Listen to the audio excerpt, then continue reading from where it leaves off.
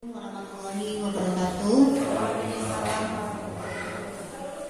Pertama-tama marilah kita panjatkan puji syukur kita kepada Allah Subhanahu wa taala yang telah memberikan nikmatnya sehingga pada hari ini tanggal 30 Januari 2023 kita bisa berkumpul di SMP Negeri 51 Atap Bantar Kaung dalam acara sosialisasi budaya positif. Yang kedua, salawat serta salam tak lupa kita haturkan kepada Nabi kita Muhammad, Nabi besar kita Nabi Muhammad Sallallahu Alaihi Wasallam. Semoga kelak di yaumul kiamah kita mendapatkan syafaatnya. Baik Bapak Ibu sekalian, pada kesempatan kali ini izinkan saya membersamai Bapak Ibu dalam acara sosialisasi budaya positif. Pertama, yakni acaranya adalah pembukaan, yang kedua acara inti sosialisasi budaya positif, yang ketiga sesi tanya jawab, dan yang keempat penutup dan kesimpulan. Mari kita buka acara kita pada pagi hari ini dengan bacaan basmalah bersama-sama. Semoga dengan bacaan basmalah tadi acara kita akan berjalan dengan lancar. Yang kedua yakni adalah acara inti sosialisasi budaya positif yang akan disampaikan oleh Bapak Nurman SPD MPD. Kepadanya waktu kami persilahkan. Terima kasih Nana. Assalamualaikum warahmatullahi wabarakatuh. Alhamdulillah wa syukurillah amma ba'du. Dan kami ucapkan terima kasih kepada Bapak Ibu sekalian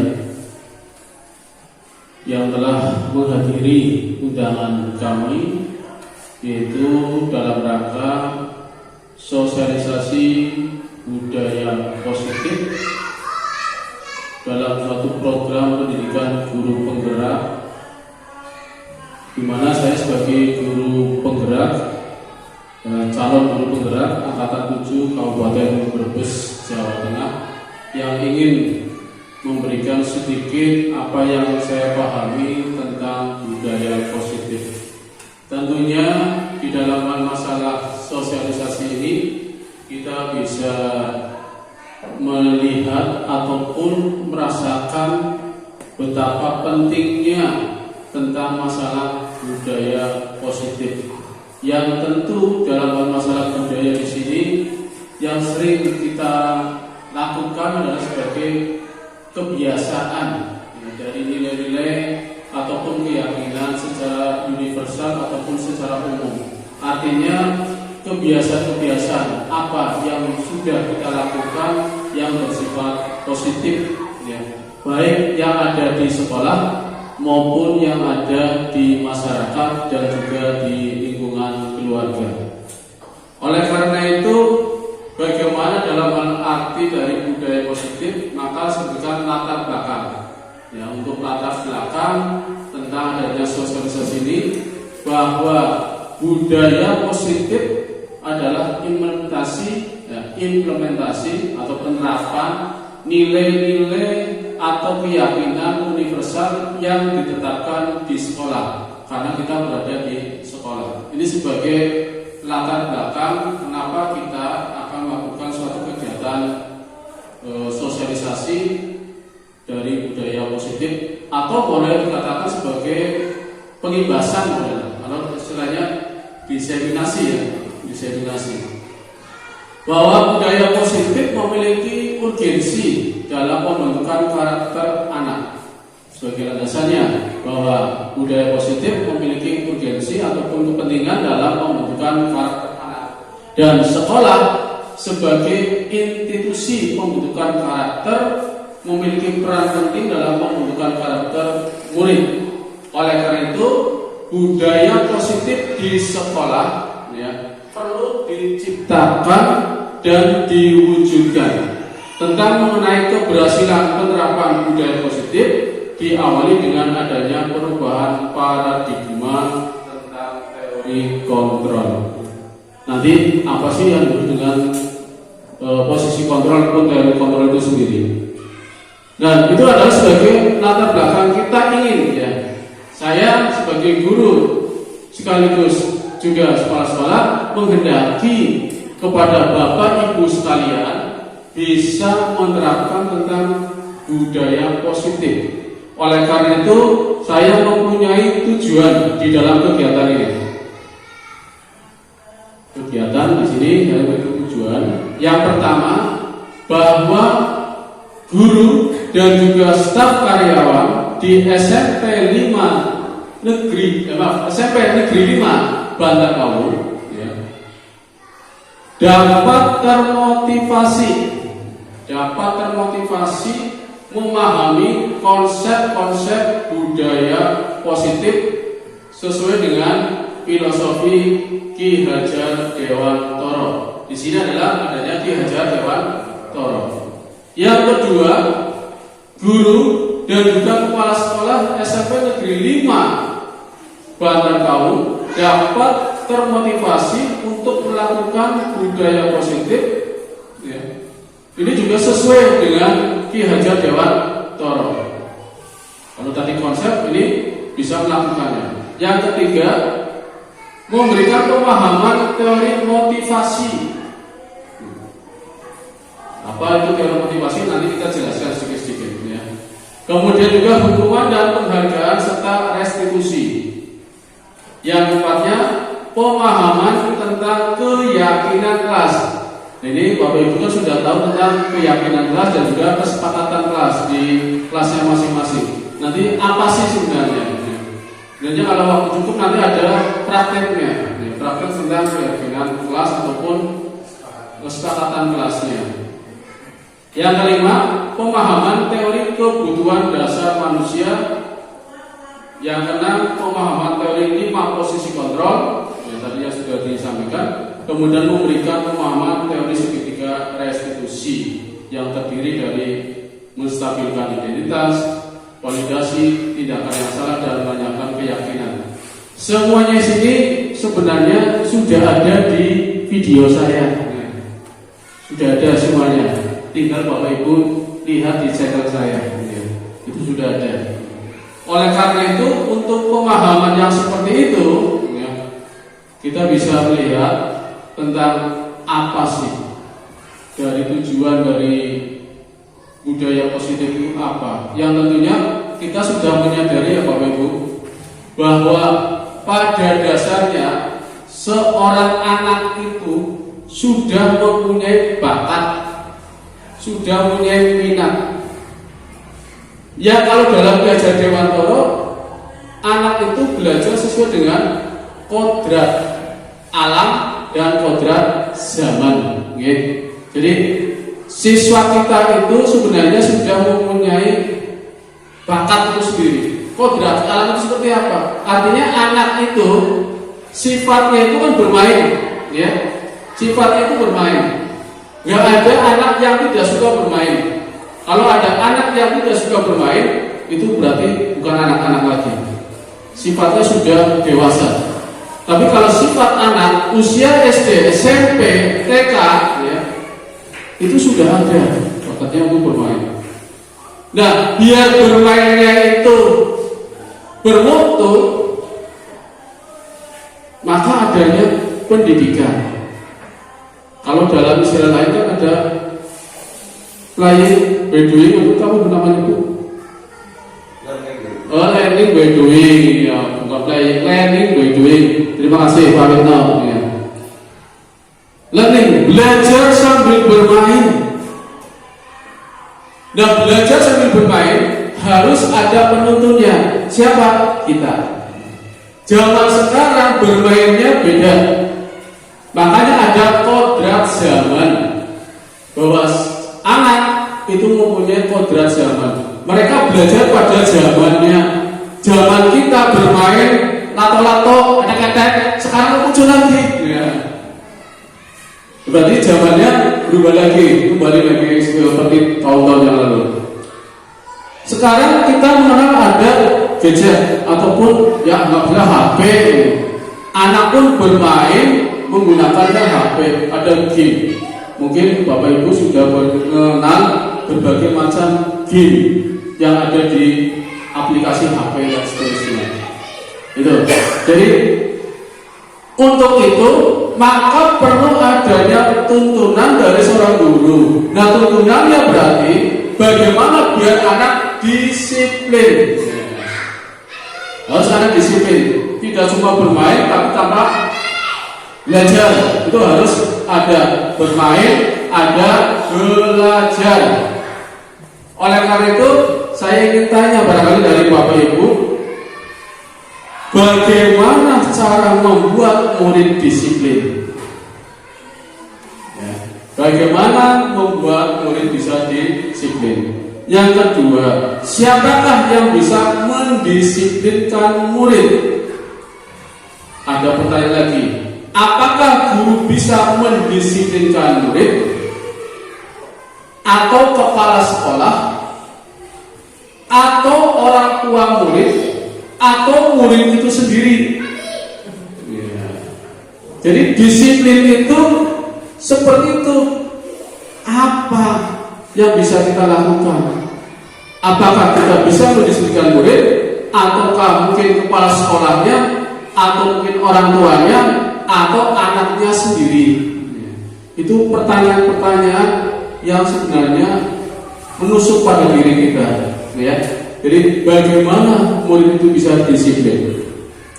Nah, oleh karena itu, barangkali di antara Bapak Ibu, ya, ada yang tahu disiplin itu apa? Menurut pandangan Bapak Ibu, ya, disiplin itu apa sih? Disiplin patuh. Ya. Ada lagi? Taat, menempatkan pada tempatnya. Menempatkan pada tempatnya. Baik. Guru sebagai manajer di sekolah itu harus bisa mendisiplinkan siswa. Guru sebagai manajer di sekolah harus bisa mendisiplinkan murid di sekolah. Betul kira-kira? Jawaban Bapak Ibu semuanya betul. Tapi nanti saya mengambil beberapa saja dari definisi yang ada. Kira-kira mana yang sesuai dengan kita, ya? Di sini ada makna kata disiplin. Jadi ketika kita mendengar kata disiplin dalam benak kita itu, dalam pikiran kita seringkali tertib,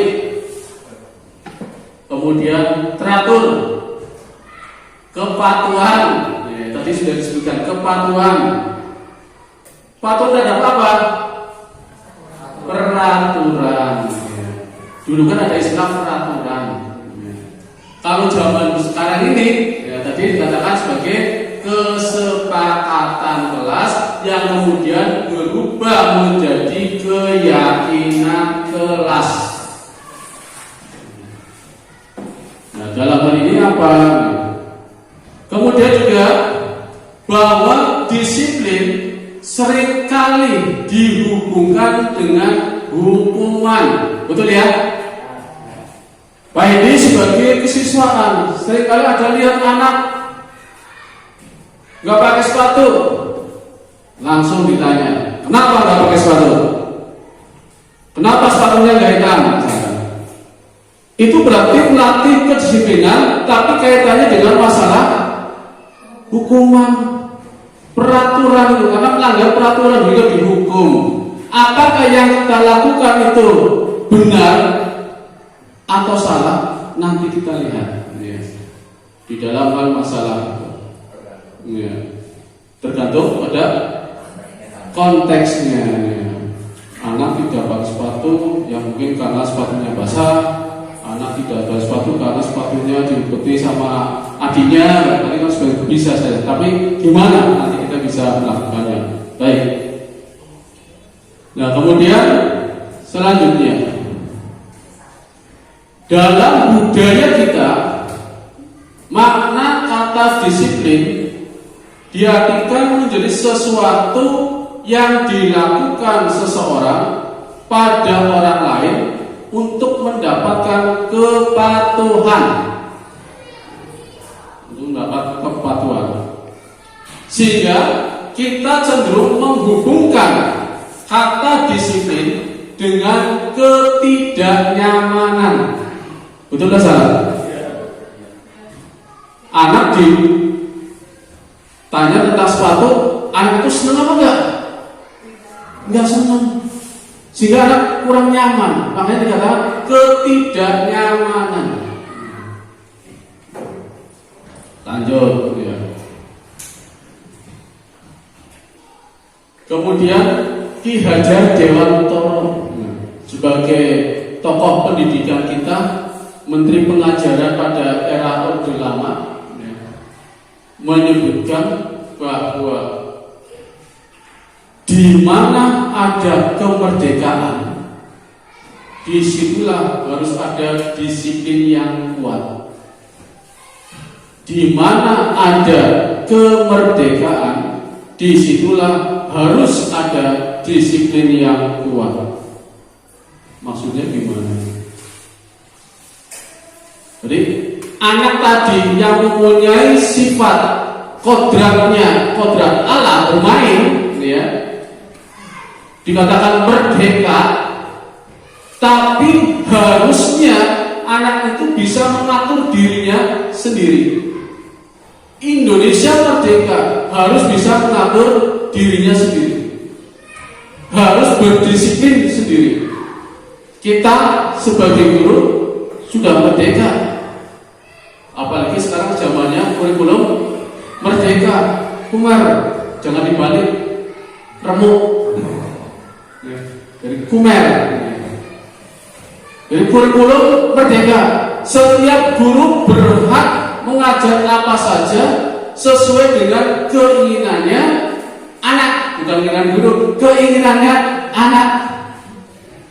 Tapi guru yang menuntunnya, karena menurut Ki Hajar Dewantoro juga bahwa setiap anak yang lahir itu bukanlah kertas kosong, bukan kertas putih menurut Ki Hajar Dewantoro, tapi ada bakat yang sudah ada di situ. Anggap saja ada garis titik-titik atau garis yang kurang jelas, titik yang kurang jelas. Nah, tugas guru untuk menyambungkan titik-titik yang tidak jelas. Titik A, B, C tidak nyambung, A digabungkan dengan B sehingga akan nyambung, gitu ya.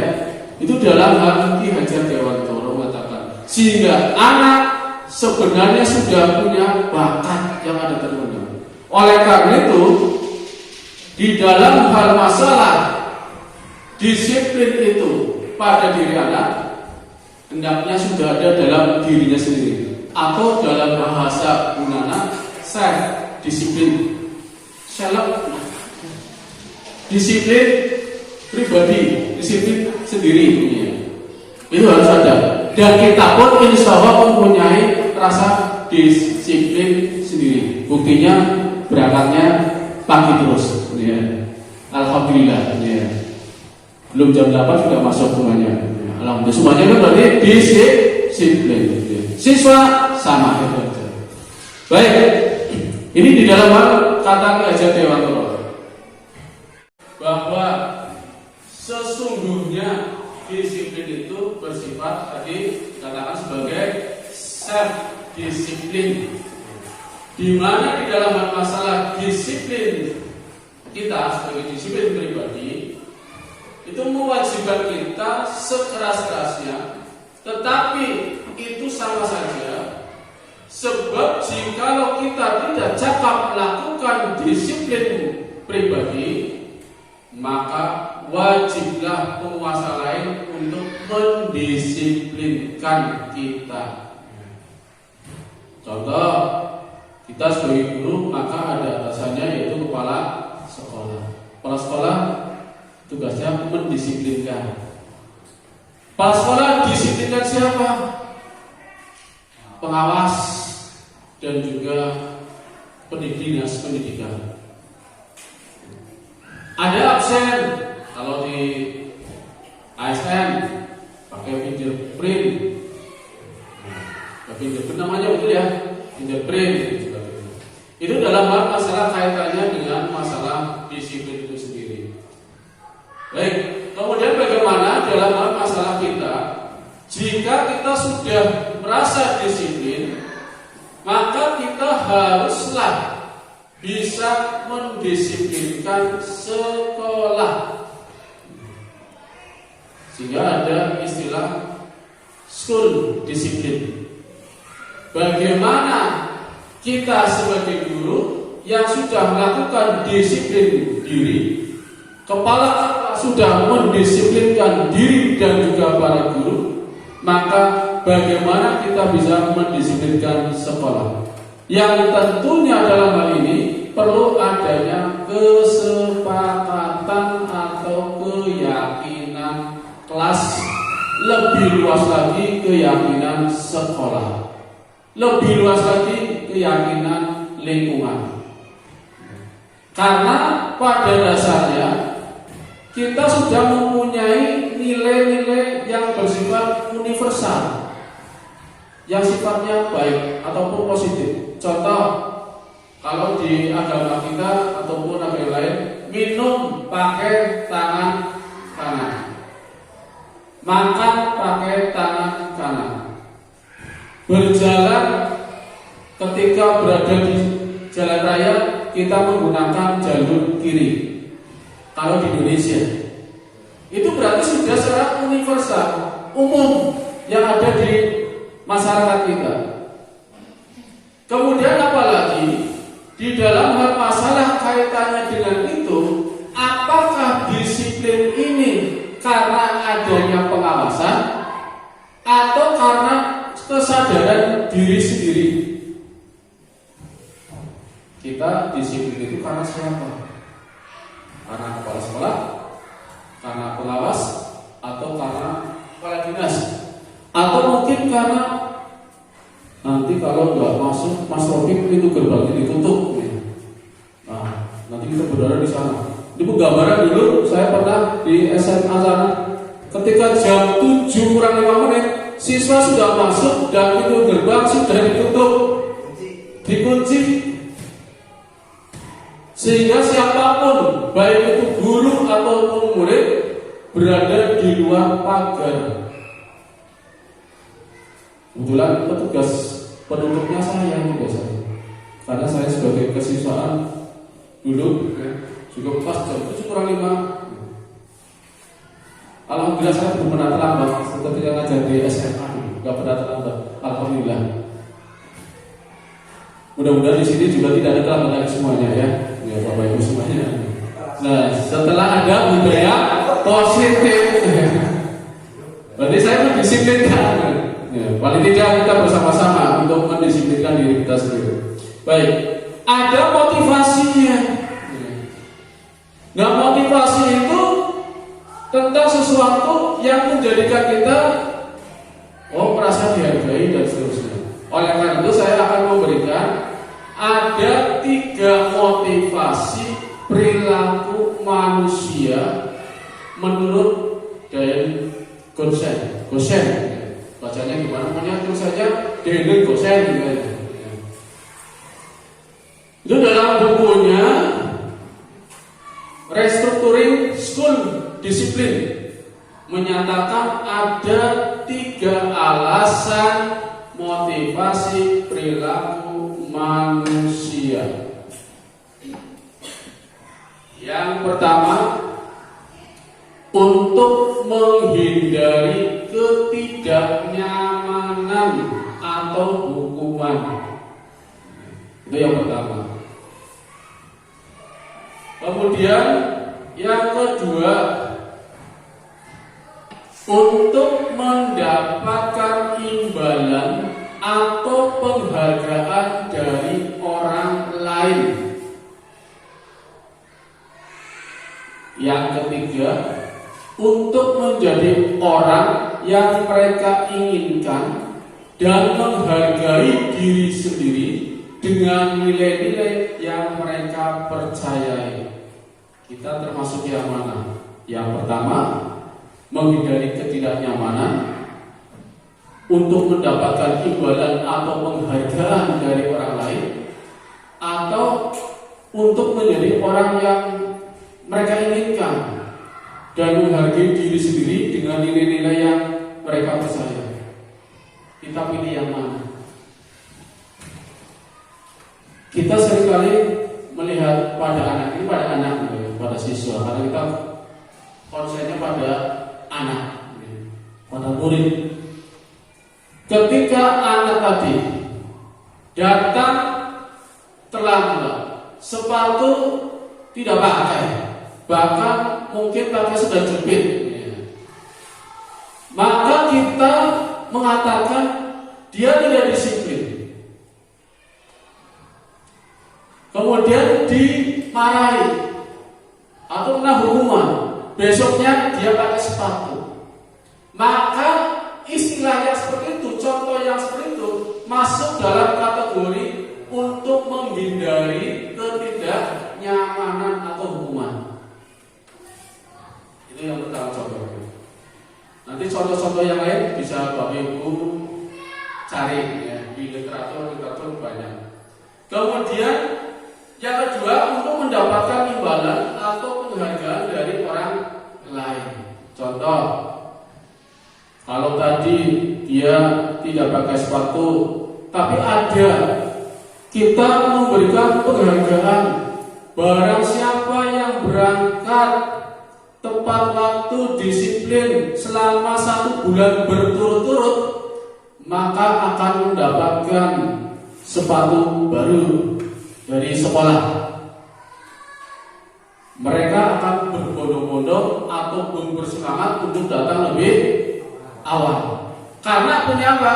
Harapan, punya keinginan untuk mendapatkan penghargaan berupa sepatu. Manakala sepatunya sudah tidak ada, kira-kira gimana? Masih bersikap disiplin atau tidak? Biasanya tidak. Termasuk misalkan penghargaan guru teraktif, penghargaan pegawai tergiat, kelihatannya kan bagus. Termasuk mungkin ada lomba-lomba kaitannya dengan guru ya. Setelah kita lihat, kalau saya kebetulan bukan ranking 1 sampai 3 tapi 4 dan 5. Ketika jadi guru SMA, saya peringkat yang ke-5 se-Kabupaten Brebes sebagai guru prestasi. Ketika di SMP jadi guru peringkat yang ke-4, guru prestasi. Ya dari sekian guru, walaupun tidak semua guru ikut ya, tapi perwakilan. Tapi setelah itu, apakah saya melakukan hal yang sama? Apa yang sudah saya lakukan ketika akan menuju pada lomba tersebut? Termasuk siswa ketika ikut lomba olimpiade, ketika mau ikut, belajarnya hebat. Setelah jadi ranking 1, langsung sudah turun lah. Terus pernah jadi juara, pernah jadi guru teladan tingkat nasional lagi. Ada yang mengalahkan saya? Ya. Itu seringkali seperti itu. Sehingga kita seringkali terbebani, malah justru menjadikan diri kita down ataupun kurang. Nah, yang terbaik di sini adalah yang ketiga, untuk menjadi orang yang kita inginkan. Jadi sesuai dengan yang harapan kita dan menghargai diri sendiri dengan nilai-nilai yang mereka percaya. Contoh, Fatihnya jauh-jauh dari Karangpali, di sana banyak sekolah, ngajarnya di sini, ngabdinya di sini. Dekat loh. Bukan ini ditanya sama Pak Hedi, bukan ini mau nggak ngajar di SMP 51 Atap Bantar kamu? Mana letaknya Pak? Cibenda. Jalannya gimana? Siap? Tanya bapak saya dulu. Setelah dipikir-pikir karena sudah lulus sarjana, akhirnya bukan ini menyatakan siap untuk bisa mengabdi di SMP Negeri 51 Kota Bantar Kamu. saat pengabdian. Bu Andri, Pak Mujib datang ke rumah. Depan mulut kok tahu semua.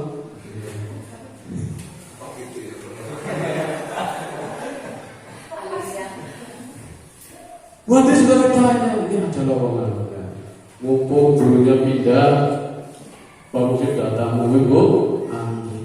Ternyata Bu Andri pun alhamdulillah bisa mengabdikan diri di sini. Itu karena apa?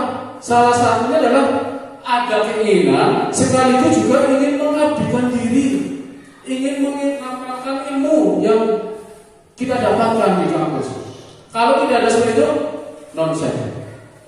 Gak mungkin sekolahnya pelosok, gak ada muridnya misalnya, bayarannya seberapa, untuk bensin saja gak cukup.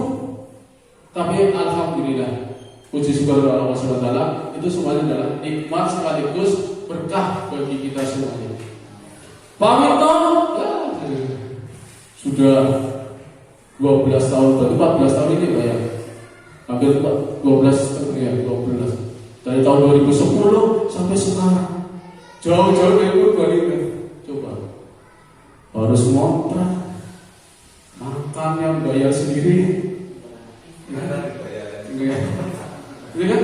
Itu merupakan suatu bentuk pengabdian dan juga motivasi, ya, motivasi untuk kita semua. Oke, Bapak. Gitu ya. Jadi ada motivasi. Kemudian kalau sudah punya motivasi kita, ada kebutuhan dasar. Namun sebelum kebutuhan dasar, mari kita bermain-main gitu untuk menghilangkan stres, menghilangkan capek, sambil berdiri di samping. Oke, aja semuanya. Langsung, iya. Terus ya, sini ya, ini aja. Kalau dalam istilah saya yang suka gunakan ice breaking. Ice breaking. Sebenarnya kalau ada videonya, mohon maaf ya, karena mati lampu. Ini pakainya baterai ya, ini pakainya baterai. Ya, sudah pakai charger, sehingga bisa ngomong keras. Tapi untuk yang lain-lainnya tidak bisa menampilkan video yang ada.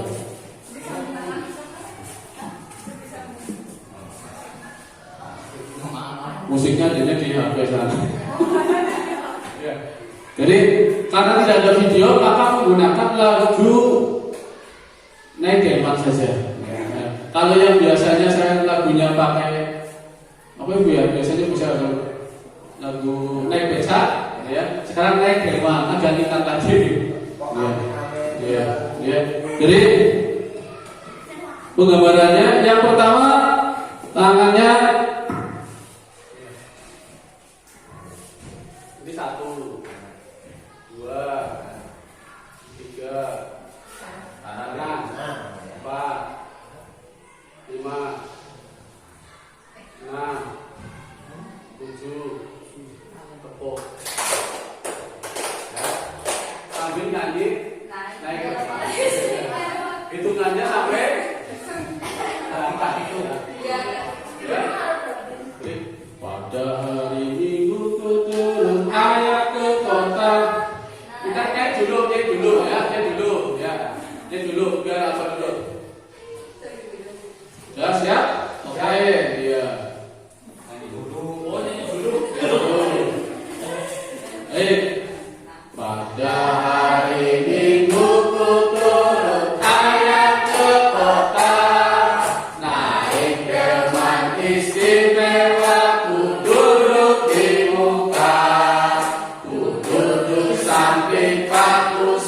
Yang sedang bekerja mengendarai kuda supaya baik jalannya. Hei, tuk tik tak tik, tuk tik tak tik, tuk tik tak tik, tuk tik tak tik, tuk tik tak terasa kuda. Ya, jadi nanti gerakannya gimana?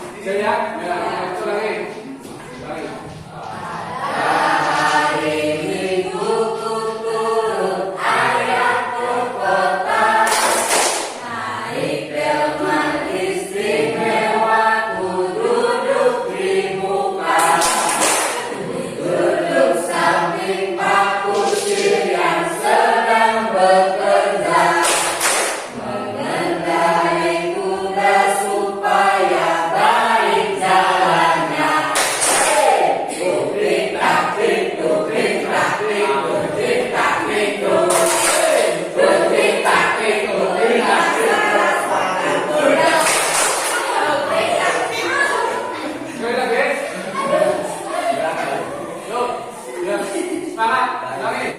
Muda supaya baik jalannya. Tupik taktik, tupik taktik, tupik taktik, tupik taktik, tupik taktik, dan sepatu kuda. Ya bisa banyak.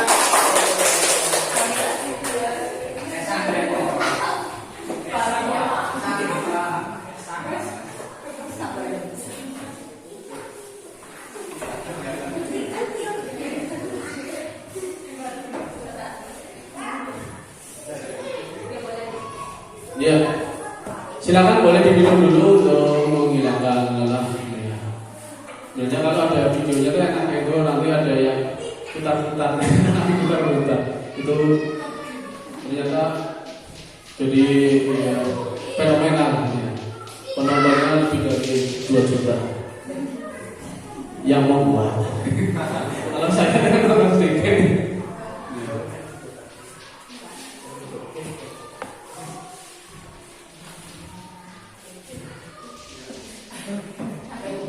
Ya, itu salah satu untuk misalkan untuk siswa ketika capek dalam pembelajaran itu bisa seperti itu. Sebenarnya banyak sekali yang namanya ice breaking, ya, ice breaking untuk penyemangat. Baik, kita lanjutkan lagi. Tadi berkaitan dengan masalah motivasi. Setelah ada motivasi, tentunya kenapa anak kok tidak mau disiplin? Setelah mereka disiplin, ternyata punya motivasi. Motivasinya yang terbaik adalah tadi bahwa mereka mempunyai keyakinan pada diri mereka sendiri akan nilai-nilai secara universal. Keyakinan universal itu berarti nilai-nilai yang baik, disiplin baik, belajar baik, tidak terlambat baik, makan dengan tangan kanan juga baik, dan seterusnya. Banyak sekali yang mungkin Bapak Ibu bisa untuk melakukan. Oleh karena itu, pada hari ini saya akan membagikan ini. Dibagikan dua logo, satu kuning, satunya warna hijau. Yang ini masuk itu aja Bapak. Ya hijaunya seperti nggak apa-apa. Bisa dibantu Pak ini. Dari kita itu.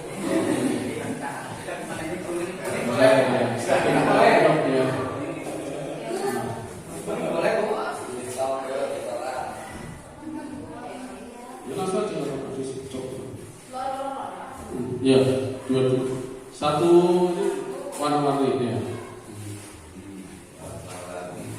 Warna-warni. Satu lembar untuk satu nilai keyakinan pada diri kita itu apa? Keyakinan yang sifatnya positif. Jadi nilai-nilai positif atau yang bersifat, silakan ditulis. Bapak Ibu silakan menulis keyakinan yang sifatnya positif itu apa? Yang menurut diri sendiri. Iya. Nanti kita lihat ada jawaban apa saja. Untuk diri kita. Ini saya kita peserta. Tapi nanti kalau dengan siswa, berarti nanti dengan masalah kesiswaan. Ya, disiplin kelas atau keyakinan kelas. Ini adalah keyakinan yang ada pada diri kita pada saat pertemuan ini. Misalkan, ya, saya tidak datang terlambat. Saya selama mengikuti sosialisasi tidak merokok. Saya ini misalkan ya. Saya selama sosialisasi atau ketika sosialisasi boleh minum sebagai sepakatan untuk acara yang ini. Ya, silakan. Boleh misalkan ditulis saja. Pakainya kalimat positif ya. Wasili positif. Jadi ya boleh kalimat, boleh kata-kata boleh. Ya, boleh kata boleh. Boleh.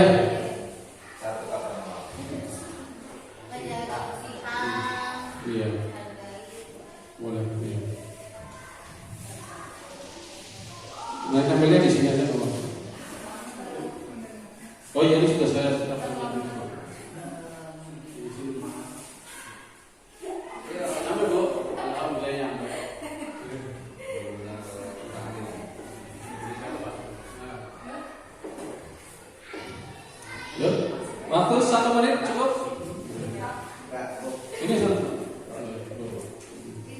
tempel, ini tempel.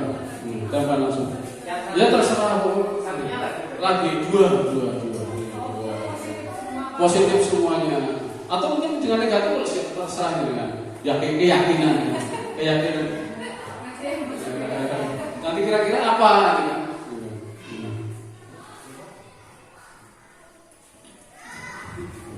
Yang sudah boleh ditempel. Yang sudah tempel sini, yang sudah. Nanti hasilnya bisa dibawa pulang. Tempel langsung ya. Satunya ditulis Bu. Merah, hijau dan kuning. Ya, satu-satu. Enggak apa-apa, satu-satu. Iya. Yo, silakan tempel aja dulu. Yo, bebas. Tempel. Enggak apa-apa, sopan enggak apa-apa. Iya. Enggak apa-apa, Bu. Langsung Bu, tempel Bu. Iya, tempel Bu. Iya, tempel. Tempel aja Bu. Nanti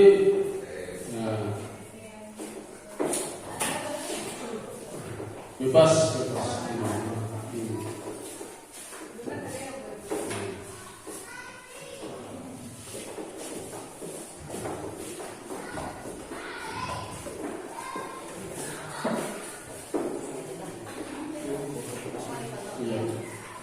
Ya silakan yang lainnya, tempel.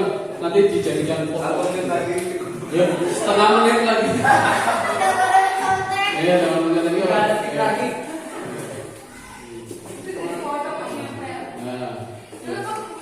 Yuk. Ayo. Mas Deni, Bang. Tempel foto ya. Ya, kalau mau sini ada tempel.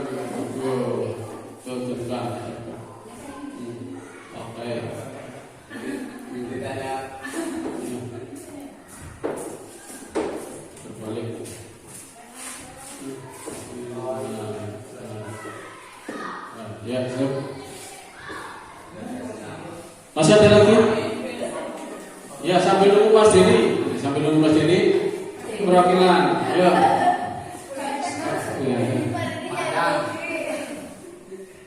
Silakan Bu Kartini membacakan.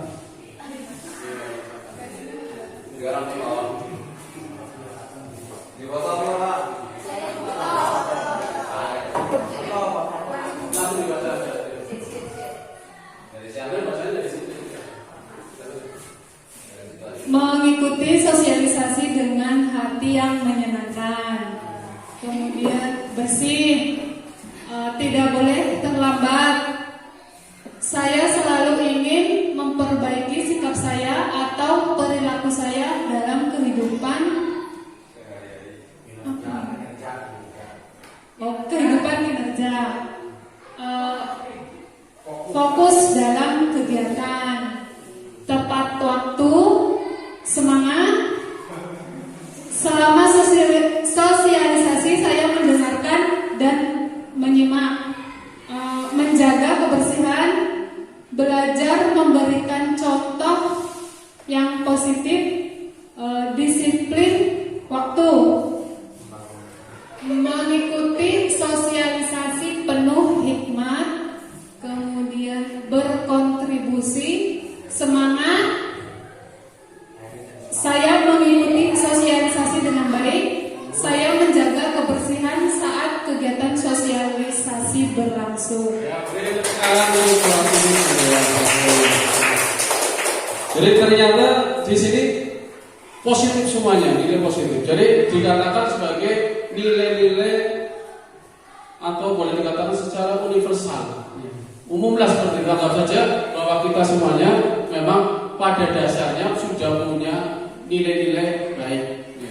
Nggak ada saya ingin membolos, saya ingin tidak tertib, saya ingin berbuat kotor dan sebagainya. Nggak ada.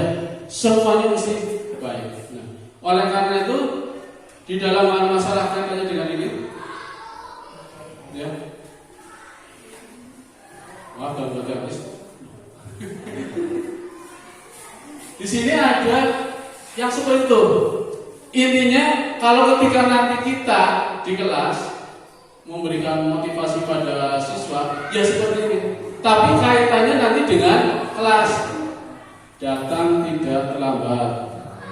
mengikuti pelajaran dengan baik, belajar setiap hari setelah pulang sekolah, sholat 5 waktu ketika pulang sekolah. Itu pokoknya kaitannya dengan kelas itu seperti apa. Dan kelas 7B kebetulan sudah saya berikan ada 9 poin. Di sini nanti bisa diterapkan mungkin hanya 5 ataupun berapa poin yang dimasukkan ke dalam kelas. Ya. Kalau di sini kan banyak yang sama, ya, banyak yang sama, semangat, hikmat, unity dan sebagainya. Itu jelasnya seperti itu. Nanti ketika kita berada di kelas, khususnya wali kelas, ya, khususnya wali kelas. Dan alhamdulillah hampir kelas yang ada di sini kan sudah membuat kesepakatan kelas. Tinggal menjadi keyakinan kelas. Kalau sudah sepakat, ya harus diyakini bahwa itu adalah benar. Kalau sudah benar, ya harus dilaksanakan. Tidak hanya sepakat saja, ini sepakat. Yakin? Nggak tahu. Harus yakin. Kalau sudah yakin, harus dilaksanakan. Paham ya, Bapak Ibu? Ya. Oleh karena itu, di dalam hal masalah budaya positif, perlu kita juga melakukan apa sih yang menjadi dasar dari kebutuhan manusia atau kebutuhan dasar manusia. Nah, kebutuhan dasar manusia itu ada 5. Bisa dicatat, nanti ada ulangan. Yang pertama, kebutuhan bertahan hidup atau biasanya survival.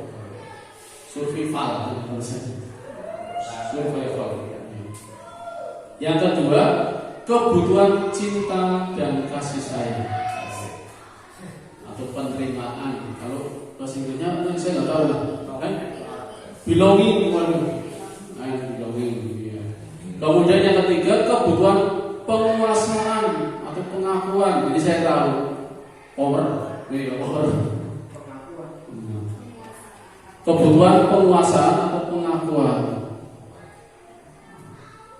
Yang keempatnya, kebutuhan kebebasan, kebutuhan dan pilihan, freedom. Dan yang kelima, kebutuhan akan kesenangan, fun, ya, kesenangan. Jadi itu kebutuhan dasar manusia. Orang melakukan sesuatu yang tadi disiplin, bertanggung jawab dan sebagainya, mesti ada alasannya, ya, motivasinya. Nah, motivasinya apa? Anak tidak pakai sepatu, mungkin di rumah tidak punya sepatu. Berarti di sini alasannya apa?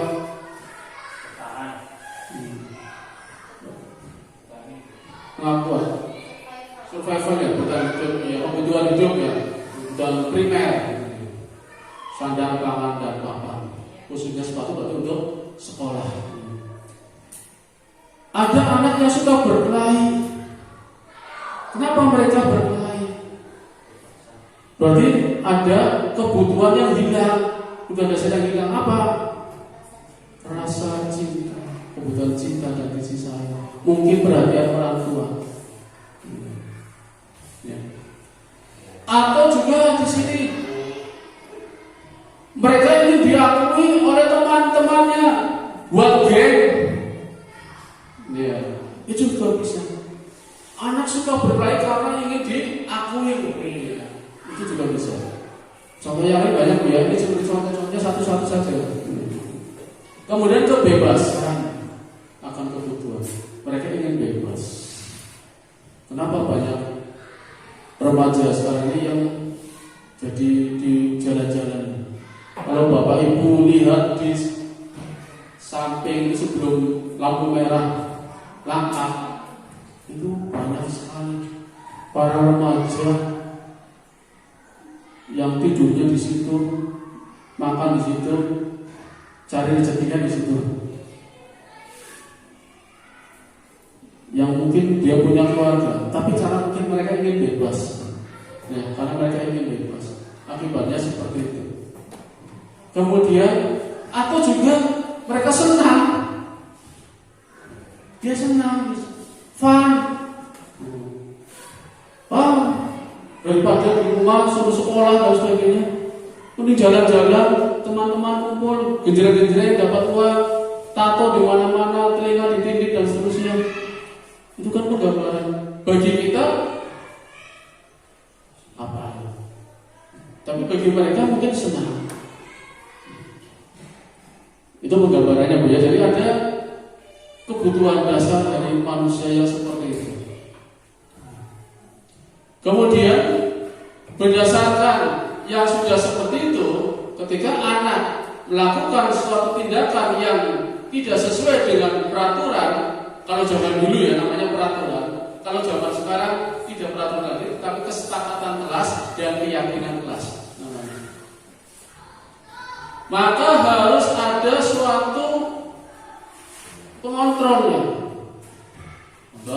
Saya tanya pada Pak TY. Pak TY.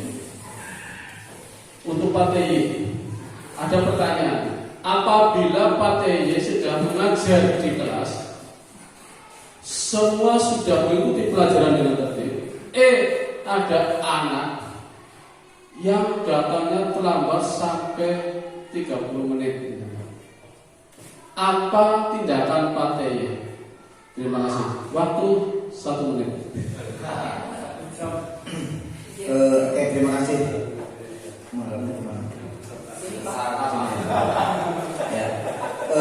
Menanggapi apa yang saya lihat keterkaitan siswa saya ada terlambat 30 menit. Nah, ini tentu tidak menjadikan semata-mata saya harus marah. Ini harus mencari solusinya kenapa dia terlambat. Karena sebenarnya dia tidak pergi terlambat, tetapi karena mungkin saat di rumah dia mungkin orang tua, karena di sini lingkungannya lingkungan para petani, mungkin habis dari ladang dan lain sebagainya, pagi-pagi mencari rumput dan lain sebagainya, sehingga saya lebih cenderung tetap masuk, tetapi dengan memberikan suatu perhatian yang sifatnya lebih ke depan, tidak terlambat lagi. Terima kasih. Ya, itu dari Pak TY tentang solusi ketika ada anak terlambat masuk kelas. Dalam video saya juga ada pelajaran IPS. Ya, nanti kita bicara. Yang kedua, ketika pembelajaran sudah santai-santainya, sudah seru-serunya, ternyata ada anak yang bermain sendiri sampai berkelahi di kelas. Bagaimana tindakan Bapak Ibu sekalian?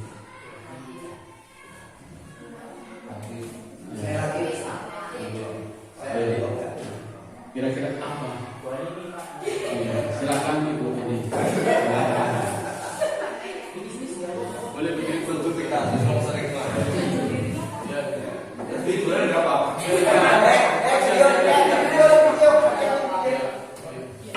Tindakan saya kalau di kelas, pengalaman saya soalnya seperti itu di kelas 8 itu, kalau saya anak-anak semuanya udah dibilangin silahkan tidak mendengarkan, tapi dia mendengarkan enggak, tapi malah ikut, malah disuruh keluar sama saya. Anak langsung disuruh keluar karena sudah peringatan berbelakang ya. Kalau berdasarkan ini kasus ya, kasus 1 dan kasus 2. Nah, di dalam hal ini perlu adanya suatu solusi. Namun sebelum solusi tentunya ada suatu dikatakan posisi kita, posisi kontrol. Kita itu sebagai apa? Guru. Ya. Karena di dalam masalah ini ada beberapa yang perlu kita ingat. Ya. Ini saya memberikan beberapa bahwa kita itu mempunyai posisi kontrol. Yang pertama, penghukum. Yang pertama, penghukum. Yang kedua, membuat orang merasa bersalah. Nanti kita masuk yang mana? Yang ketiga, kita diposisikan sebagai teman. Anak sebagai teman. Yang keempat, monitor atau pemantau. Dan yang kelima, manajer. Apabila kita melihat pada posisi-posisi tersebut, yang pertama tadi penghukum itu maksudnya gimana? Ini saya beri narasi. Seorang penghukum bisa menggunakan hukuman fisik ataupun verbal. Orang-orang yang menjalankan posisi penghukum senantiasa mengatakan bahwa sekolah memerlukan sistem atau alat yang dapat menekan murid-murid lebih dalam lagi. Artinya harus ada peraturan yang ketat. Contoh di dalam hal hukum, patuhi aturan saya. Nah, kalau di kelas, awas, ada ancaman. Kemudian kamu selalu saya salah. Maksudnya saja salah. Artinya, kenapa kamu salah terus? Kenapa kamu berbaik terus? Itu seperti itu. Kemudian selalu selalu berakhir selesai. Artinya sepatu nggak tertib langsung anak keluar, tapi keluar, gak usah ikut pelajaran saya. Itu seperti itu. Nah kemudian guru seperti ini senantiasa percaya hanya ada satu cara dalam pembelajaran bisa berhasil, yaitu cara dia sesuai dengan hukum. Peserta didik disiplin karena takut dihukum, bukan karena kesadaran diri. Itu yang pertama. Yang kedua, membuat orang merasa bersalah.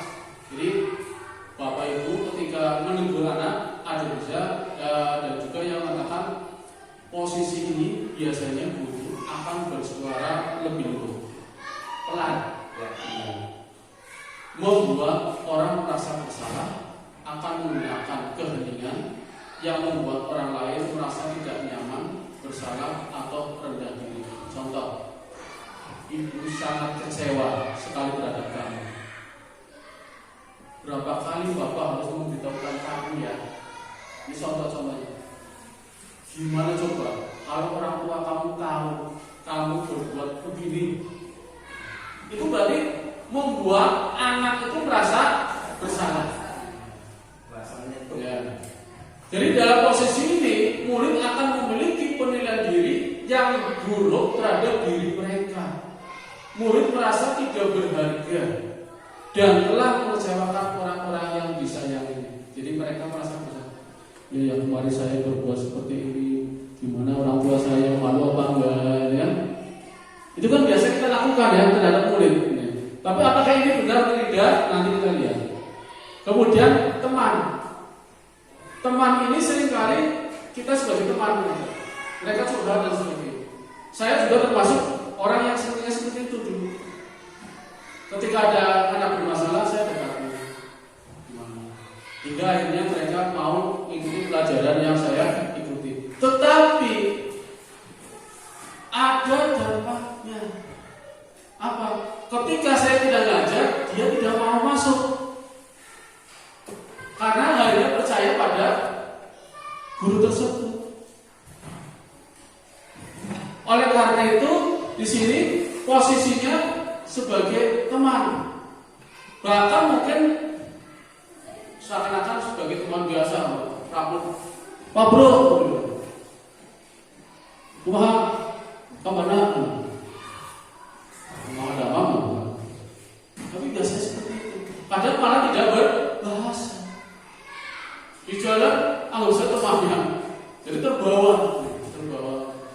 Dan yang keempatnya di sini monitor. Nah, tentu pertanyaannya, ada yang bawa sepatu. Oh, aku ikuti. Inilah peraturannya gimana ya? Waktu ditambah. Oh ya, kamu tahu.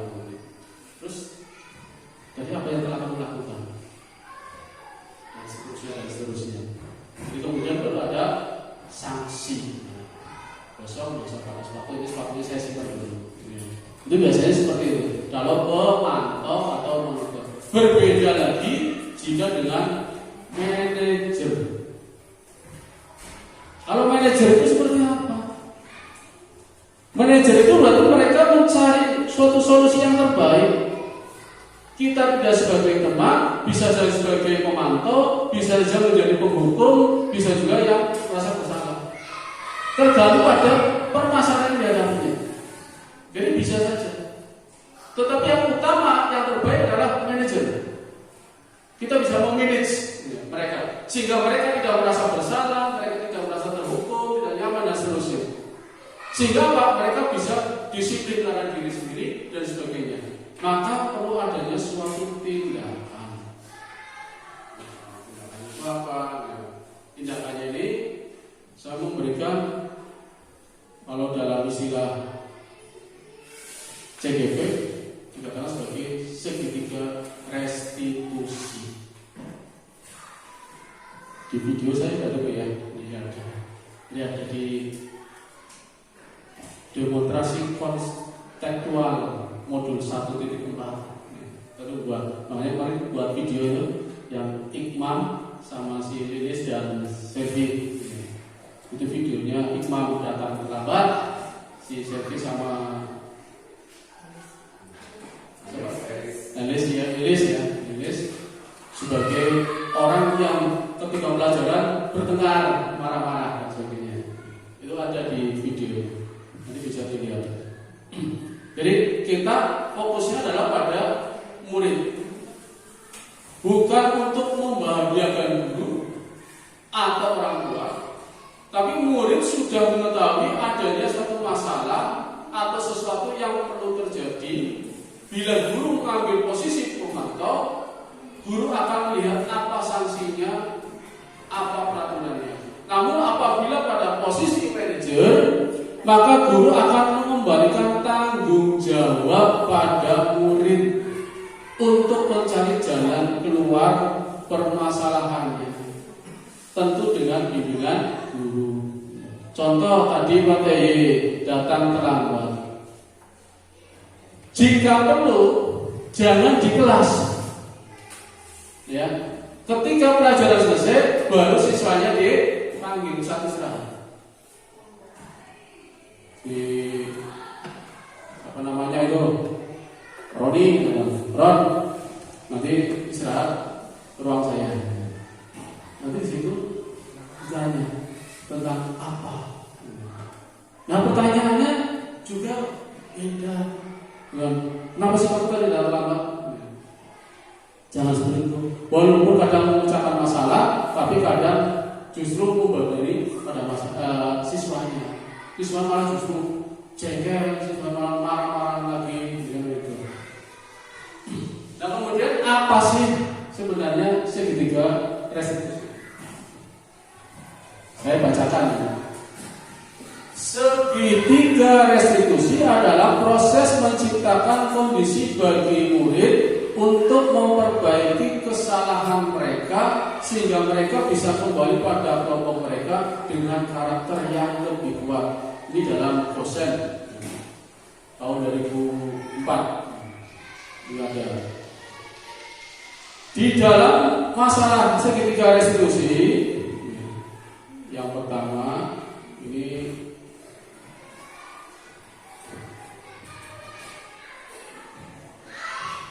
menstabilkan identitas.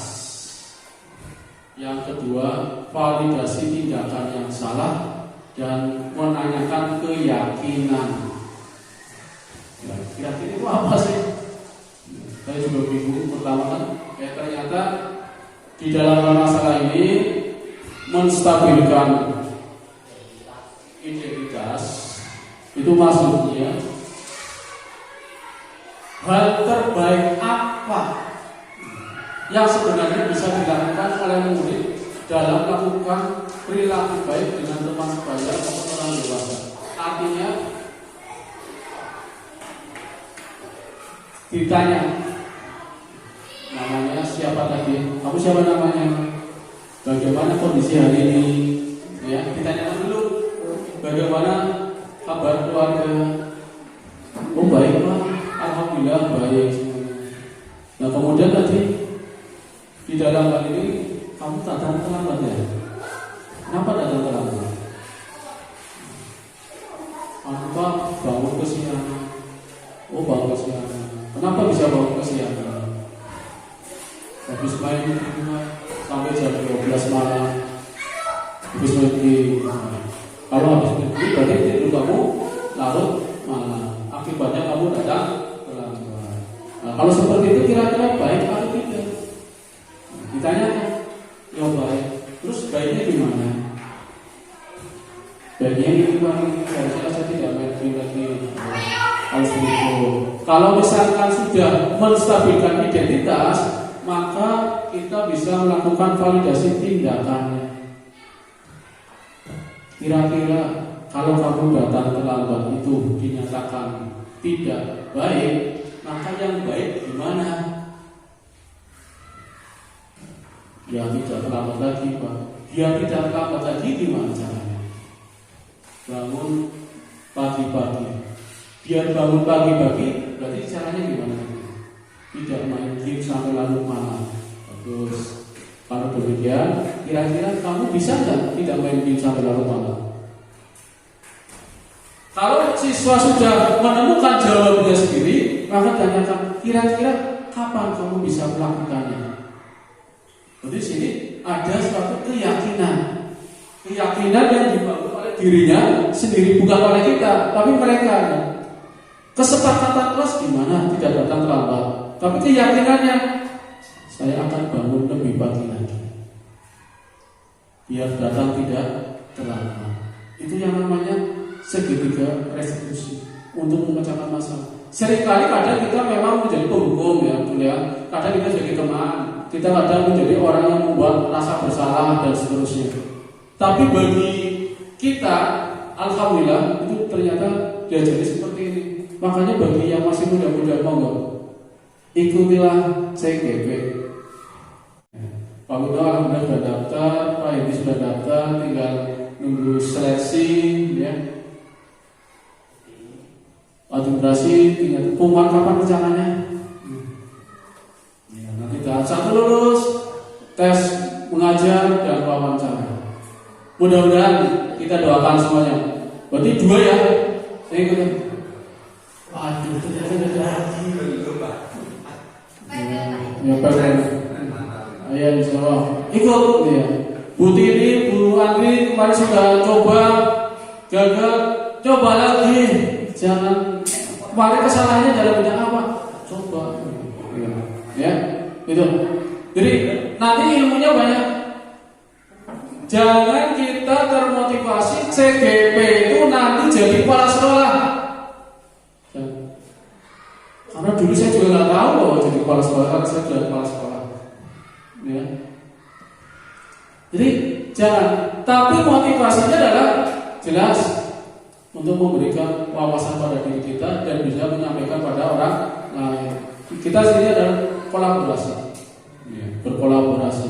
Sekaligus saya sebagai coach ya, istilahnya ya, mulai istilahnya memberikan ya sosialisasi dan sebagainya. Itu penggambaran dari saya tentang adanya melakukan validasi tindakan yang salah, kemudian juga menanyakan ke keyakinan yang ada.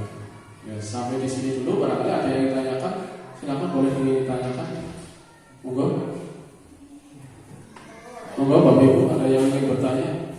Silakan barangkali ada pertanyaan berkaitan dengan budaya positif atau mungkin permasalahan-permasalahan yang Bapak Ibu hadapi selama di sekolah.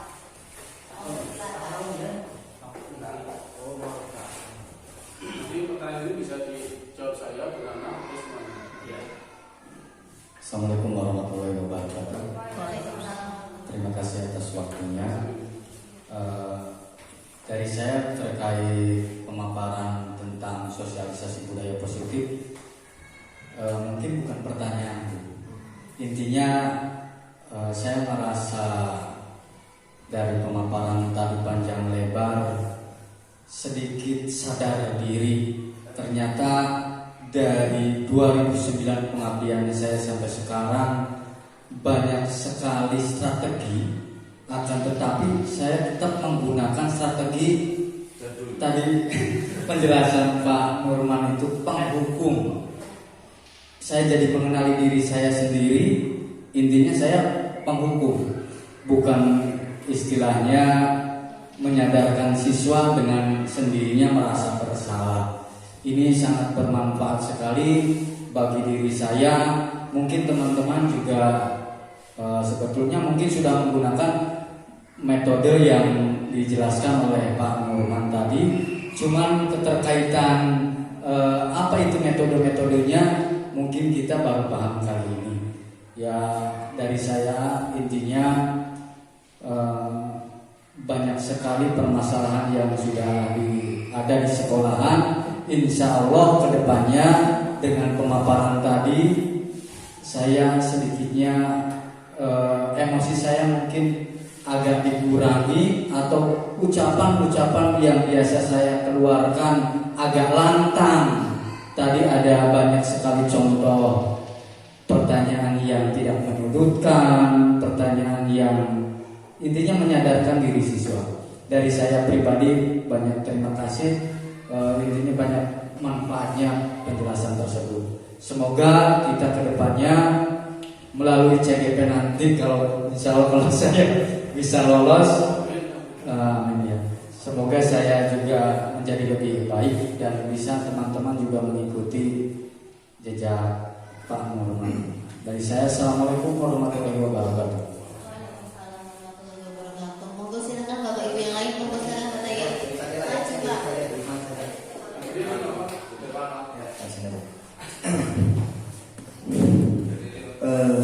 kasih. Berkaitan apa yang tadi tentang sosialisasi budaya positif, ini tentu merupakan nilai-nilai keyakinan, ya, kebiasaan-kebiasaan di sekolah yang tentu harus berpihak pada anak, pada siswi. Mudah-mudahan ini sebagai masukan, mudah-mudahan apa yang tadi diterapkan, ditempelkan poin-poin kata singkat tapi bermakna.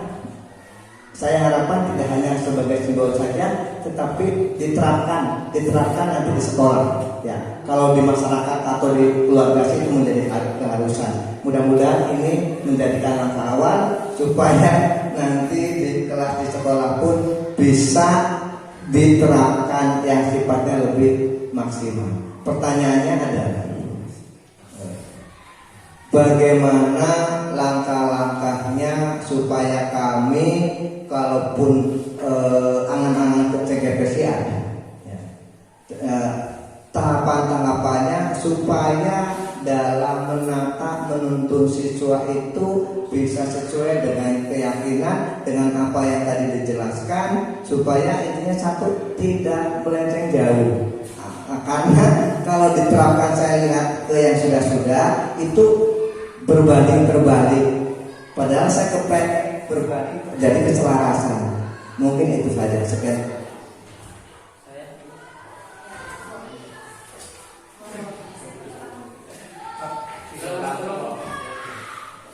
Terima kasih atas waktunya. Ini tadi informasi yang sangat banyak sekali yang bisa saya pribadi dapatkan. Jadi inspiratif sekali buat saya pribadi, karena memang budaya positif ini memang minimal harus kita terapkan pada diri kita masing-masing. Sebetulnya kalau kita sudah menerapkan itu, otomatis yang lain juga ikut. Tadi ada materi yang disampaikan oleh Pak Nurman kaitannya dengan kebutuhan dasar manusia, itu ada 5. Tapi yang diterangkan itu tadi terfokus kepada siswa. Yang mau saya tanyakan, ini memang secara pribadi itu kebutuhan dasar manusia itu memang 5-5-nya itu masih dalam proses, bisa dikatakan pencarian oleh diri saya sendiri. Saya juga ngajar, kadang bisa berpikiran kebutuhan untuk bertahan hidup, kadang ada pikiran sewaktu-waktu ada untuk kesenangan dan seterusnya. Dan untuk menyikapi hal tersebut, apakah ada sebuah langkah-langkah yang bagus agar saya memang ngajar itu bisa khusus untuk cinta dan kasih sayang dan seterusnya seperti itu. Kira-kira ada langkah yang seperti apa untuk mencapai kebutuhan manusia yang menjadi guru itu yang mempunyai rasa cinta kasih sayang. Sudah tutup. Terima kasih.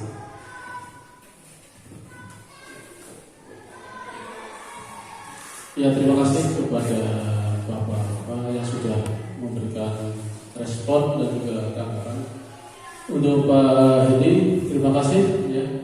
Dan mudah-mudahan bisa diterima di CGP angkatan yang ke-9 ya. Amin. Dan ya kita doakan sebagai generasi muda harus semangat untuk mengikuti CGP. Baik, yang kedua berkaitan dengan Pak TY tentang keyakinan kelas. Nama saya tadi sudah saya jelaskan bahwa semula kita katakan sebagai peraturan. Kalau peraturan kan membuat sekolah. Kalau tidak ya pembina OSIS lah, kesiswaan. Tetapi dari peraturan itu kita rubah menjadi kesepakatan. Apa yang bisa disepakati dari kelas untuk membuat kelas itu nyaman dan senang siswa itu berada di dalam kelas. Itu apa? Makanya perlu dicari. Dan dicarinya adalah mereka secara langsung untuk bisa menyampaikan kepada wali kelas, pada teman-temannya, inilah saya ingin kelas kita itu bersih. Teman yang satunya, saya ingin kelas kita punya uang kas yang besar. Dua, sampai bagaimana untuk bisa menyatukan pikiran siswa ya dalam hal membuat kesepakatan kelas yang kemudian dikembangkan menjadi keyakinan kelas. Yang tentunya kita sebagai guru, apalagi wali kelas, harus bisa memberikan arahan pada anak didik kita. Nah, arahannya berarti apa? Kita anak-anak hari ini kita akan membuat kesepakatan kelas kita selama 1 tahun ke depan, maka kita harus sepakat apa yang akan kita berikan. Misalkan sebagai contoh, kelas ingin menjadi aman, tertib dan juga menyenangkan saat pembelajaran. Ya. Maka siswa harus bisa menyampaikan, Pak, bagaimana kalau kelas kita dalam bersih, dibuatlah piket harian. Pak, kelas kita ingin memiliki kas yang banyak, maka dibentuklah yang namanya kepengurusan kelas. Maka bunyinya bendahara kelas. Pak, kelas kita biar aman tertib, muncullah seksi keamanan, muncullah ketua kelas dan wakilnya. Itu sebenarnya dari situ, bukan bentuk langsung pengurus kelas. Baru ada kesepakatan, dari kesepakatan kelas, muncullah pengurus kelas. Setelah itu baru udah sepakat semuanya, udah mari kita bentuk apa saja yang ada di situ. Wah, ada ketua kelas, ada wakil, ada bendahara, ada seksi-seksinya sesuai dengan kesepakatannya. Setelah sepakat, maka muncullah. Ini tidak hanya sebagai kesepakatan, tapi harus menjadi keyakinan bahwa kelas harus bisa seperti ini. Yakin. Kalau yakin berarti apa? Dilaksanakan. Harus yakin berarti dilaksanakan. Kalau tidak dilaksanakan ya hanya sekedar kesepakatan saja. Tadi yang katakan hanya sebagai hiasan dinding saja. Ini kalau sudah dilaksanakan berarti kan sudah dikatakan sebagai keyakinan. Yakin ketika itu pelajaran semangat. Jadi kalau zaman dahulu ketika saya sekolah, siswa itu kan belajar dia kalau bergerak diri saja jangan rewel, main-main terus. Kalau sekarang berbeda katanya. Kurikulum Merdeka, anak-anak hari ini materinya adalah kemarin saya benua dan samudra.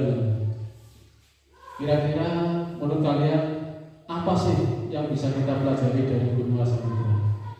Kemudian bagaimana kita mau pelajarinya? Pak, saya gambar aja boleh Pak? Silakan gambar benua dan samudra di bukunya. Pak, saya merangkum, boleh, silakan merangkum.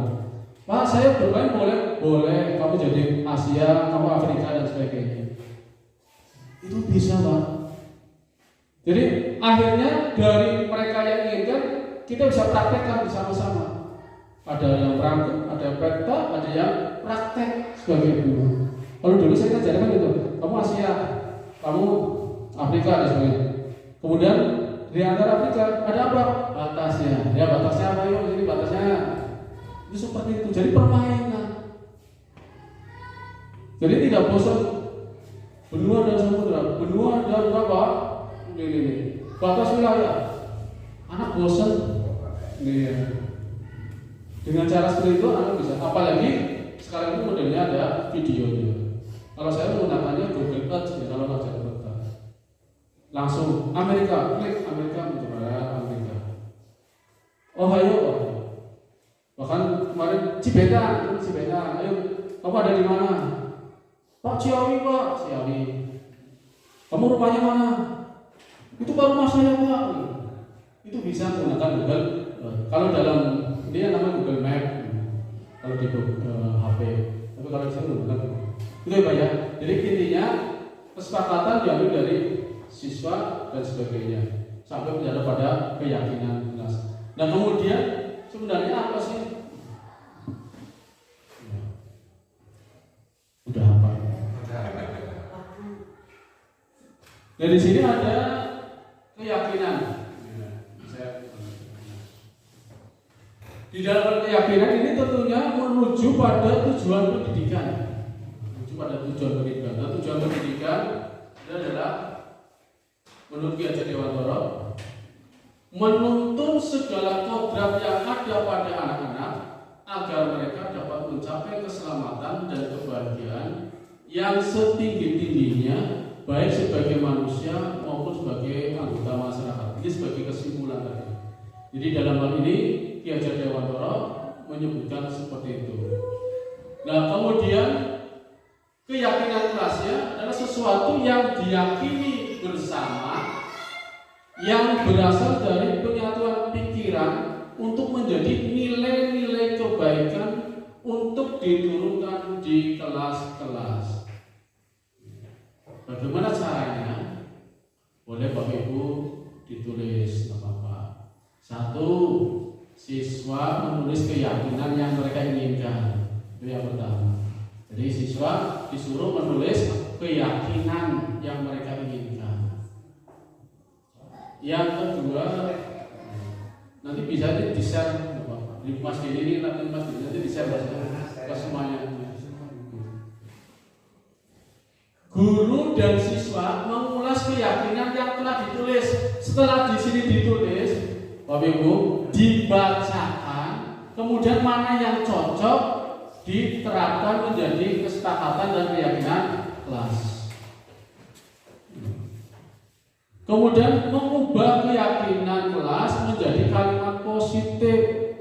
Kan ada yang tidak boleh merokok dalam kelas, ditulis jagalah kesehatan atau jagalah paru-parumu, misalkan itu, ya. Kemudian mengecek dan menyepakati keyakinan kelas tersebut. Jadi intinya di situ kita bisa melihat apa saja yang kita lakukan dengan harapan setelah acara ini selesai nanti. Dan sekarang pertanyaan dari Pak Mujib. Kalau dengan Pak Mujib pertanyaan itu saya bingung. Intinya intinya agar kita bisa memenuhi kriteria kebutuhan dasar manusia yang terdiri dari 5 itu, maka yakinlah bahwa sekolah kita adalah milik kita yang harus kita besarkan bersama. Itu harus yakin. Tanpa keyakinan itu kita merasa tersiksa. Keyakinan bahwa di sekolah inilah kita akan hidup dan berkembang. Gitu, berkembang dalam hal karir maupun dalam urusan yang lainnya. Mungkin jodoh. Wah, ini orang dapat jodoh orang Cibentang.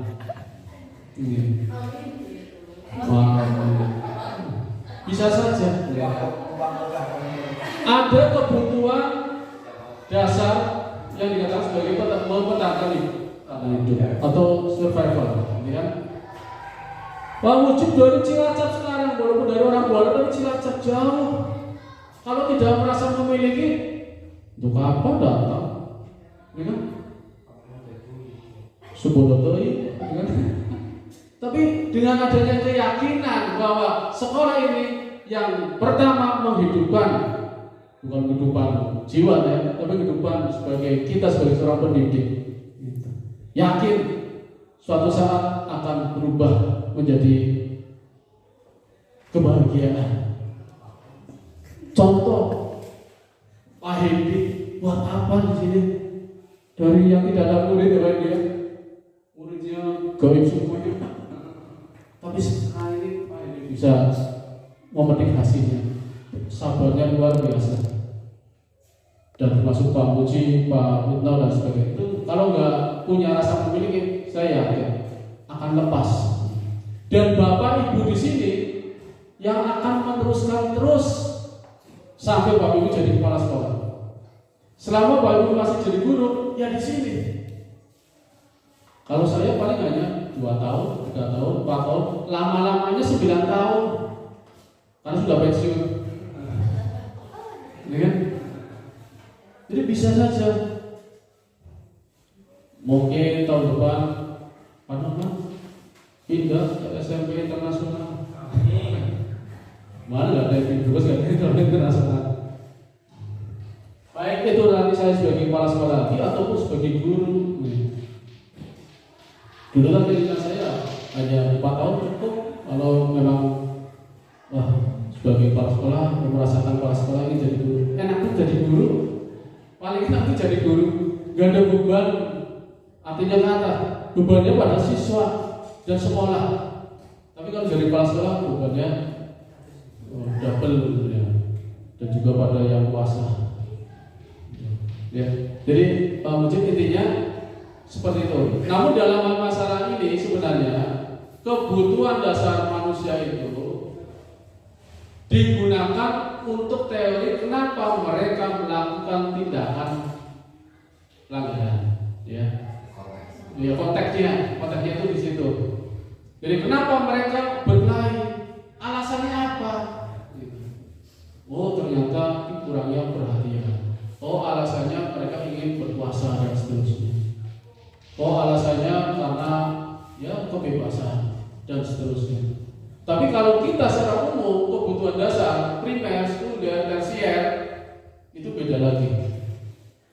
Kaitannya kalau misalkan dengan kebutuhan kita. Tapi kalau kaitannya dengan pendidikan, itu kita mencari permasalahan-permasalahan yang ada. Itu ya mau dia. Jadi intinya yakin dan percayalah rezeki tidak hanya cuma satu sumbernya. Dan kalau bagi saya dulu sekolah pertama jangan ditinggalkan. Kecuali memang tugas. Saya sekolah pertama sampai ngambil lagi muter-muter tetap. Tapi setelah ada tugas baru ditinggalkan dan jangan dilupakan. Makanya saya masih kenal sekolah-sekolah yang lama-lama dari SMA 1 Losumawe, SMA 1 Losar, SMA 1 Tanjung, SMA 1 Bandar Kaung, ya. Dan sebagainya kan banyak. Tapi mudah-mudahan kita semuanya diberikan kesehatan oleh Allah SWT sekaligus juga kesabaran mencapai cita-cita dan mencerdaskan anak-anak bangsa kita. Itu ya yang bisa saya sampaikan. Mudah-mudahan ada ditanyakan. Terima kasih. Assalamualaikum warahmatullahi wabarakatuh.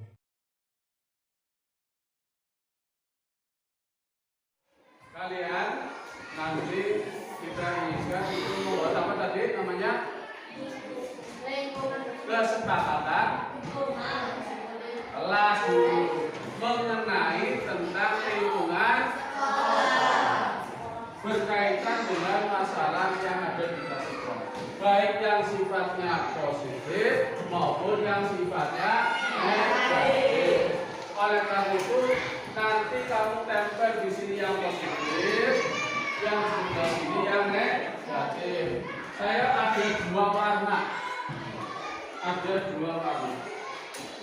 Satu yang bersifat positif, warnanya apa ini? Kuning. Yang hijau bersifat negatif. Paham semuanya? Jadi langsung ditempel di depan.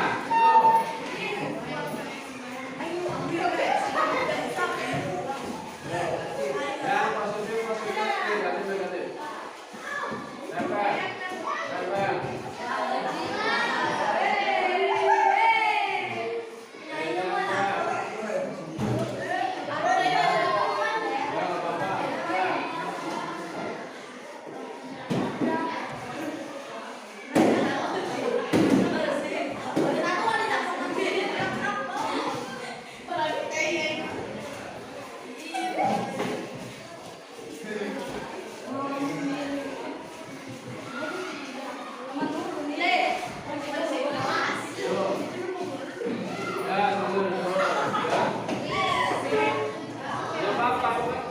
Yang penting kamu sesuai dengan keinginan kamu apa? Kita akan mengambil kesepakatan yang ada di kelas kita itu apa sekarang ini. Ya tekan sini. Silakan yang baru. Nah, ya. Ya, lagi silakan.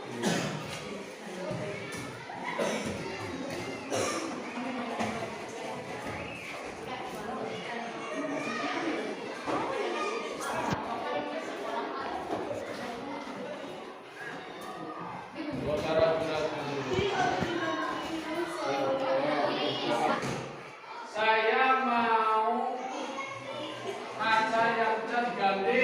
Bagus, setuju?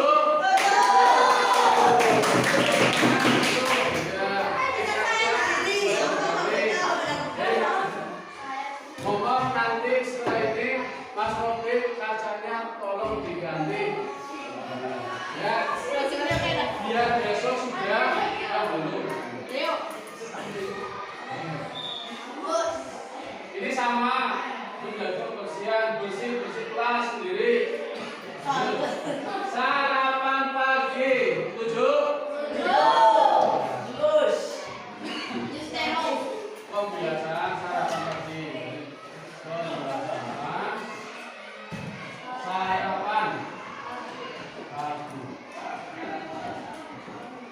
5. Buang sampah pada tempatnya. Ya, sudah.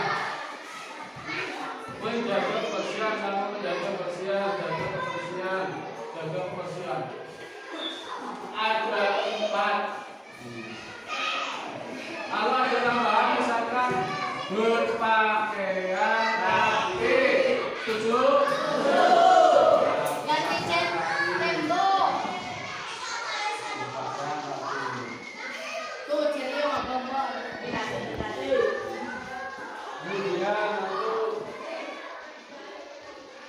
Kemudian datang tidak terlambat, setuju? Datang tepat waktu. Datang tepat waktu. Kira-kira masih ada lagi nggak? Ada lagi? Cek kelas diganti. Setuju?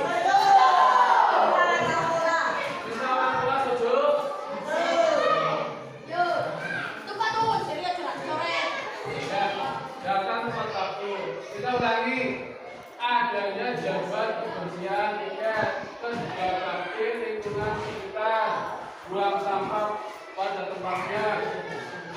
kegiatan sarapan pagi, berpakaian rapi, datang tepat waktu. Kira-kira ada tambahan juga. Mengikuti pembelajaran dengan baik. Baik, iya. Mengikuti pembelajaran.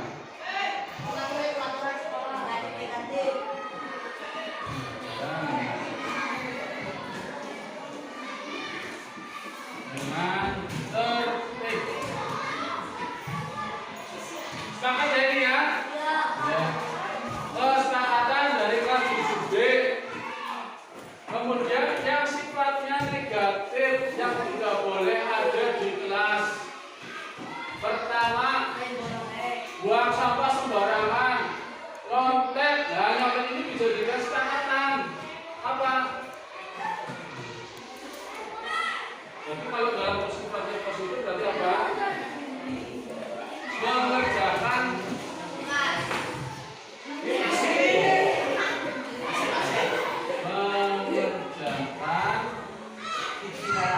tugas atau ulangan dengan jujur. Ya. Kemudian apa sini? Membuang sampah, nyontek, tidak menaati tata tertib, mengambil barang orang lain. Ya.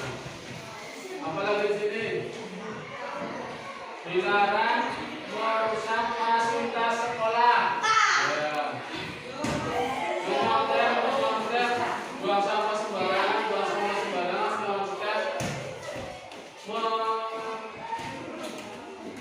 menyontek saat melakukan ulangan. Tidak boleh menyontek saat ulangan, membuang sampah sembarangan, dan sampah sembarangan dan sebagainya. Sifatnya sama. Berarti di sini ada tambahan. Tidak boleh tambah. Ingat dalam tempat waktu sudah ada. Berarti di sini menjaga keamanan kelas. Karena di sini kan ada barang yang hilang dan sebagainya. Jadi menjaga keamanan kelas. Seksi.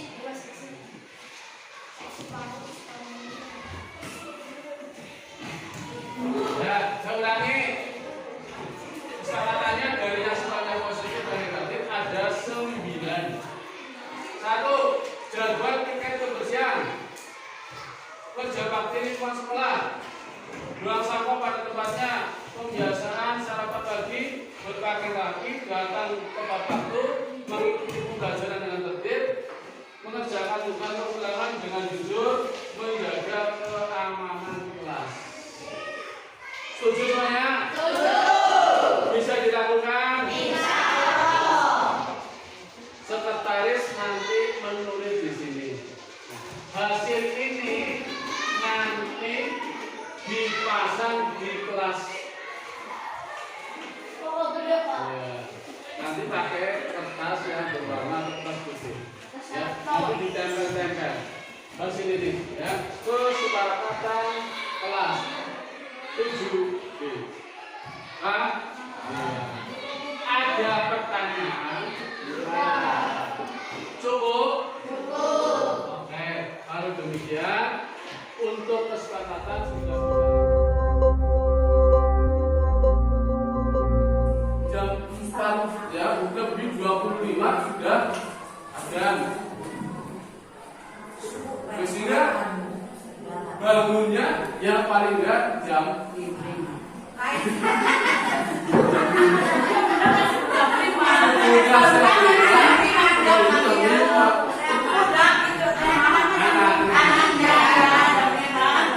Bagaimana kita membudayakan biar anak bangunannya juga bangunnya harus lebih awal lagi, misalkan ya. Kalau belum ya nanti coba Bapak Ibu bangunkan. Dan biar bangunnya tidak kesiangan, bisa tepat waktu, maka malamnya jangan tidur larut malam. Anak-anak dibiasakan yang masih sekolah SMP itu tidurnya jam 10 ke bawah.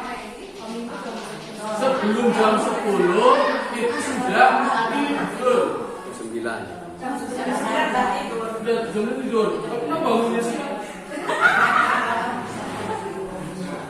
Berarti ada salah pembiasaan. Nah sekarang dibiasakan dia bangunnya pagi. Kira-kira bisa nggak?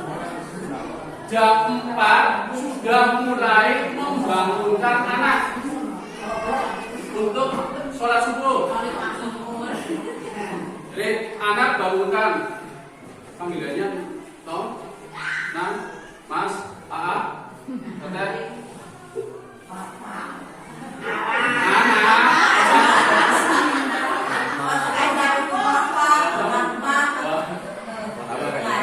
dipanggil ya, dibangunkan pertama kali jam 4, jam 4 belum bangun 5 menit dibangunkan.